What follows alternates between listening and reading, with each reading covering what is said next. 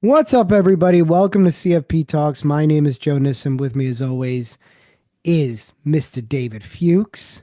David, What's how are going you? on, Joe? I'm good. I'm good. How are you? I'm good, man. Happy New Year. Happy New Year. I know this is Mm. coming out a little bit after that, but Happy New Year. Happy everybody had a good holiday season. And now now we turn the clock. It's kind of starting to, like getting ready for take this exam in March. It's heating up. It's heating up. So we're Hmm. about 6 weeks out from CFP, Hmm. March 2025. Holy crap, March 2025 already. Um, and one of the things that we always talk about at this stage is mock tests. And I think this is one of the more misunderstood things. I think a lot of people don't take mock seriously. They kind of just, I'll take a mock, I may not take a mock, I'll split my mock up type of thing. And what we always do in this episode is kind of set the stage for how you should be taking your mocks. When you started this exam process, I Hmm. know you took a mock going into the first time you took it. What was Yeah. kind of your thought on how to use the mock and how did that change? Yeah, well, I always like there's a vast difference between what I did the first time and what my outlook was the first time. And then same thing, but for the second time. The first time that I took it, I did not really take it that seriously. I was kind of like, all right, let me just sit here and do a mock exam and see how I do. Let me see like where I'm at. But with with that, the way that I conducted it and what my expectations for it were way off. I basically sat at my dinner table after work and I was like, yo, you know what? I got a little bit of time right now. Let me just like breeze through a mock exam. And I probably actually, from what I recall, I think I actually did pretty well on it. Like maybe I got a 73 on it or Mhm. 75. And I was like, oh, nice. Like, I guess that's where I'm at. Obviously went into the exam that first time I took it and just got completely demolished. Then the second time that I took it, the difference was that I was taking the exam with a purpose as opposed to just sitting there and taking the exam just to say like, oh yeah, I did an exam. I was doing it with a purpose. I was playing, I was practicing exactly how I was going to be playing. I reviewed it correctly. I did it, as a real game time simulation. So the big difference between the times that I took it where I didn't pass and the times that I took it and I did pass was, in my opinion, the biggest difference was first time I did it without a purpose, and the second time I did it with a complete game plan and purpose. And that was the big difference between the two. Yeah, and I want to break that down in just a minute because I think you brought up three really important things, but I want to talk about this first. Do you think that if you take the mock casually, you end up scoring higher than if you go in trying to take it with a little bit more nerves? Possibly, possibly, but I would say that the reason that happens is, yeah, part of it's going to be because you're not like as uptight. Like Yeah. when you're taking it, when I was like taking it the real, like for real, like even though it wasn't the actual exam, there was some nerves to it because it's like, oh shit, like here's my time to be like to really get like, all right, let me see, take a litmus test to see like where I'm at Yeah. and like how much I know. And like you are a little tight and you are a little crammed. And I think that may cost you some points as it does on the actual exam. Mm. It probably also costs you points on the mock as well. Um, but at the same time, there's something to say about sitting there and like being in the zone and focusing and doing it as if like this is the real exam. There's a focus factor to it. Whereas if you're doing it casually, I think the reason why you may do better is because you may not be overthinking things, and that may cause you to just guess correctly sometimes. So I get where your question is coming from. I totally do. But I wouldn't advise, I would say that if you want to be effective and you want to be productive with these mock exams, treat them like the real exam. There's nothing that's going to prepare you for the exam like that. I agree because I think that casual nature, kind of going in with the attitude of, yeah, I don't really give a shit about this exam. Like I'm gonna be casual and use it as my gauge. And so I think it ends up leading to doing better than you normally would have done because you end up getting more 50-50 balls just Yeah, because you're I not as exactly, uptight and your attitude exactly. is, I don't care about this really. Right. I think when you go in with that attitude of I really care and I really, really, really want to do well, Hmm. you end up losing some of those 50-50s. I exactly because you're overthinking stuff. You are probably nervous and you're probably also maybe like changing answers and going back and forth on stuff where as if you don't really care, it's just read the question, answers, click, boom, next. Yes. And because you don't have that, like your head's not getting in the way, Yeah. it probably ends up actually helping you somewhat. So that's why I said, by the way, the first time I took it, where I told you I literally did it, I'm actually sitting in the same exact spot right now Right. at my kitchen table that I took that mock exam before I failed the actual exam, the one that was not successful. And like I said earlier, I think I actually ended up doing pretty decent on that one. Yeah. Yeah, and that happens is like I'll have a lot of times students who go in, take the CFP mock, go in it and do it really casually, right? Like I took a break in the middle. The break was actually an hour and a half instead of 30 minutes. And they end up not necessarily taking it with the same level of intensity as they do the exam itself. Hmm. And I think that the mock exam is a better place to do worse and get all that shit out of the way. Get your nerves out of the way. Do mess up, overthink it, do all of those things and get it all out on the mock because I think that the exam is part art and part science. You also have to learn how to take an exam and you don't get to that level, taking a 170 question exam. If the first time that you're taking that 170 is exam day, it's typically not in your best interest because you don't have the stamina, you don't have the ability. Like if all you did was 50 question tests, Hmm. okay, great. Even if I do back to back to back 50 question tests, it's different because you're Yeah. not seeing the counter go up from 1 to 170. You see the counter go from 1 to 50 and then you're done. And there's some totality to that. It's done. And then I start my next 50. And then, okay, you did 150 questions.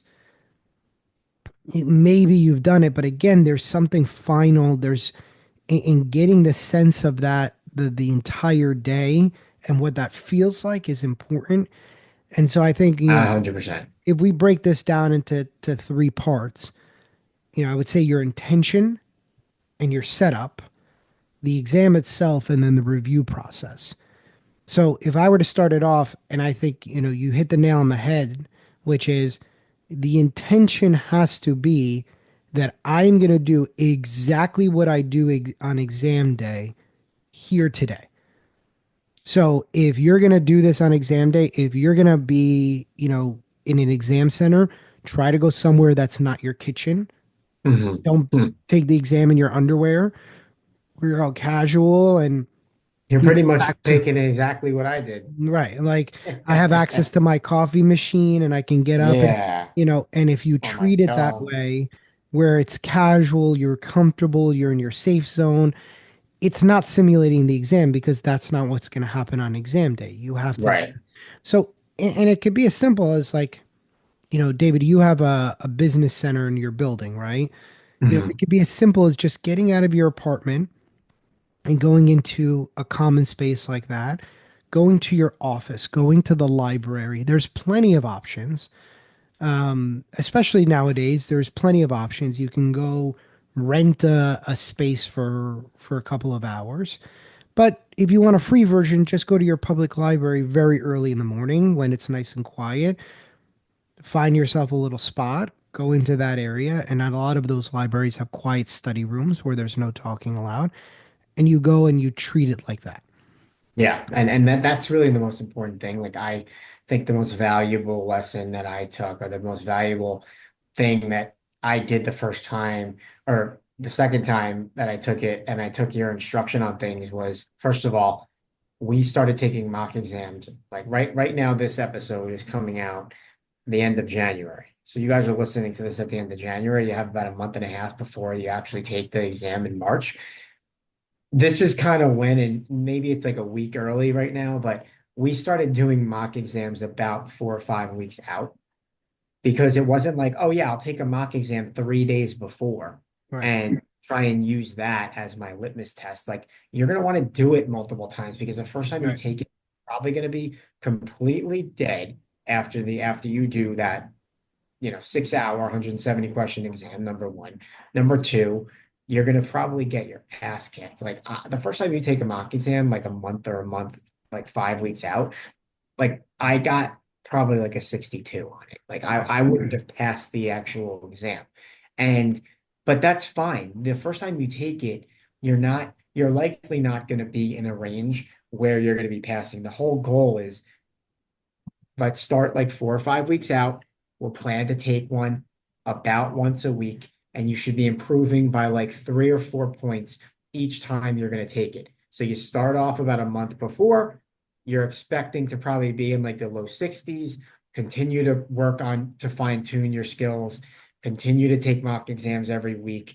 And by the time you get to the exam, you should be building up and building up and building up to where now you're in like the 75% range where that should get you over the hump. And the other thing is when you're doing the exam, and we've alluded to it earlier, really, really, really, it's really helpful to treat it like an actual exam, not just without my laptop, I'm going to log into Kaplan or Dalton and do a mock exam. Like plan it out. Like I remember I would be like, all right, I'm planning on taking one this Saturday at 8 a.m., meaning Friday night, I wasn't out partying. I had my shit ready to go the next day. I knew exactly where I was going to go to take it. I had my phone off and locked away. I would take the break. I would, you know, do the exact time frame for the exam. That really preps you for when you actually go in there and walk into the center to take the exam. Like I agree. more than you are thinking right now. I am telling you, that is a huge help. The rehearsal. I couldn't agree more. I think what you're saying is, and nothing that we're saying here, folks, is rocket science. Yeah, no, This it's is the simple stuff, but we all know that we get tempted, right? It's very easy to get tempted to pick up your phone, to browse online, to take a look. I need to take a break. I'm gonna go on, NBA.com and see what's going on in the games, or log on to ESPN, or go on Amazon or shop for something. And something just popped in my head, and I know I want to get it done now, and I've got to send this email. All of those things will pop into your head. And one more thing, I saw Yeah. there's one more thing that people do, and I know that because I did this, I used to do it. What some other people do on the mocks, and this is you shouldn't do this, but they'll start looking up answers while they're doing the exam. Hmm. And that's great. It's going to give you the right answer in that time, but you're not going to have that luxury, obviously, on the actual exam. So that's going to hurt you Yeah. And because it's now, easier than ever to look up the answer now yeah, yeah, because you no, and could copy and paste right out of your mock exam into Chat yeah, GPT, get right. the answer and Right, look at it exactly. and read it and go, think to yourself, I'm learning.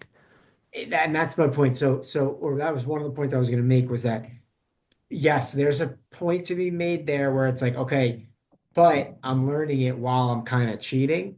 Right. Absolutely, you're right. There's some stuff that you're going to be doing the first time you see that piece of information, you go Google it, and now you kind of know it. Which yes, there is. You probably now know that information, but you're not going to have that luxury of doing it on the exam. You're going to have to figure it out on your own. You're going to have to use your own resources, aka your mind, to figure out what the answer is. And why give yourself that cheating luxury just to get an extra point on your mock? Right.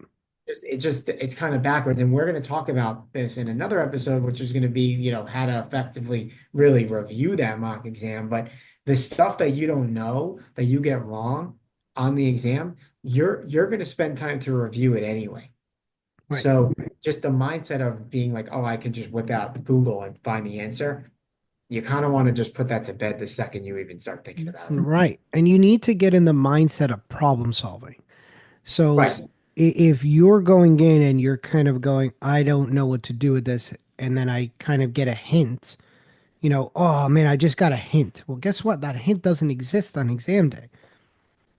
So all you're doing is building a dependency on something that's not going to be there.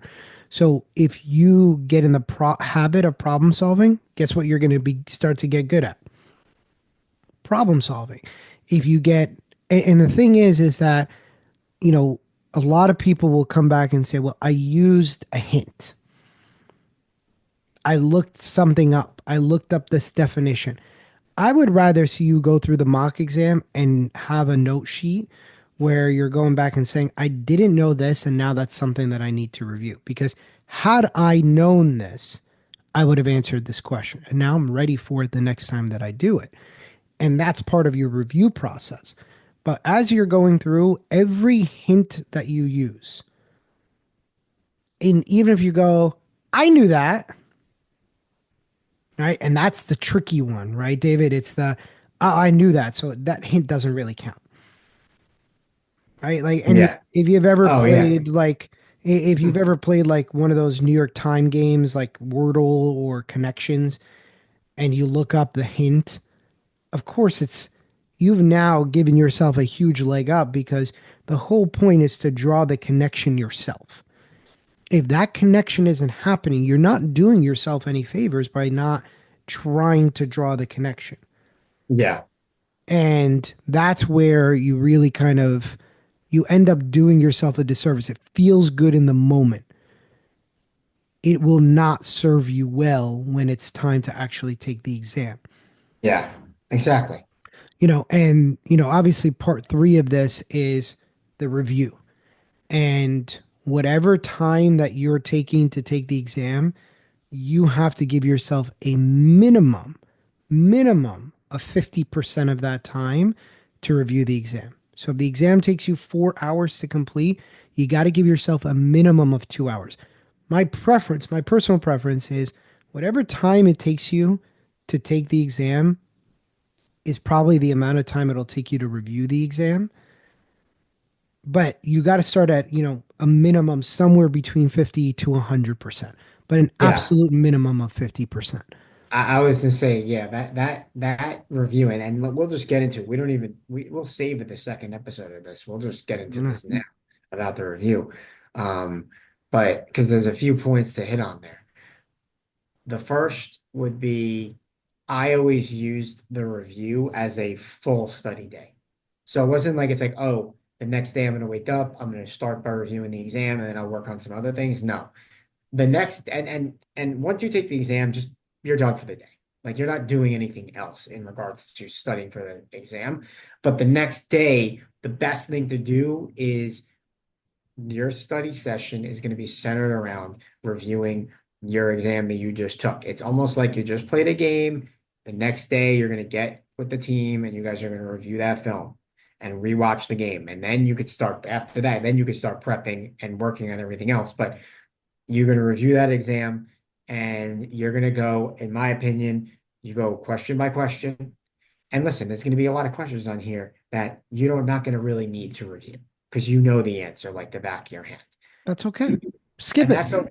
You could skip it if you know it. Like if you know it that well, where you know it like the back of your hand, it's okay to just move on because don't waste so much time affirming that answer that you knew 100% of the way. However, I want to caveat that with this. There's going to be questions that you're going to get right on this exam that you're not going to be 100%. It's not going to be 10 out of 10 that you know it like the back of your hand.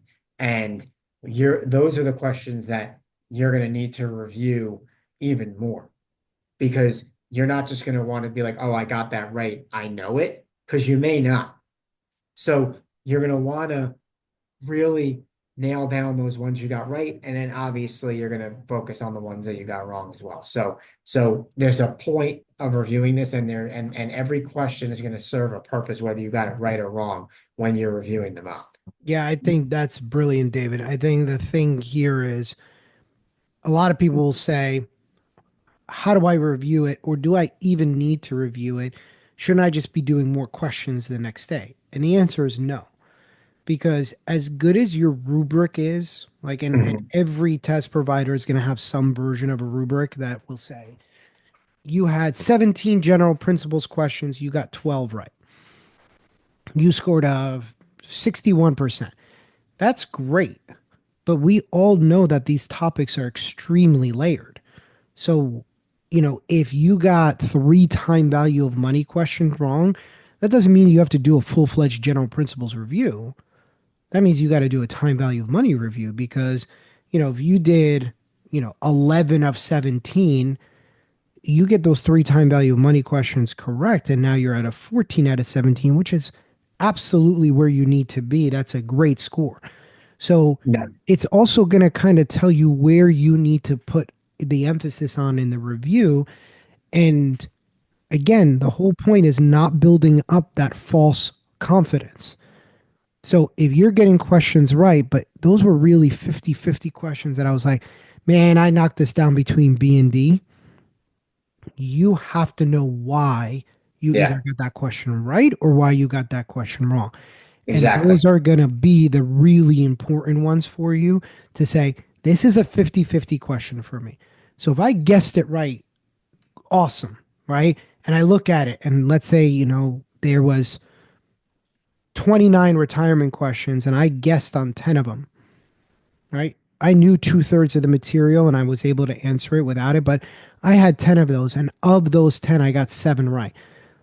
That is not a good precedent for the next exam because if you end up scoring like a 22 out of 29 on retirement, next time you take it, that could be a 16 out of 29. Right. Exactly.